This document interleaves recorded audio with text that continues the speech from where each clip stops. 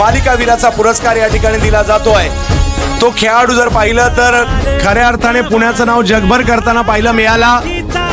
सोलापूरच्या माढा तालुक्यातील कुर्डुवाडी गावातून पुढे आला आणि त्यानंतर टेनिस क्रिकेटचा राजा म्हणून संपूर्ण जगभर मिरवला। टेनिस क्रिकेटचा ब्रँड, टेनिस क्रिकेटचा शहेनशाह नाव कृष्णा सातपुते।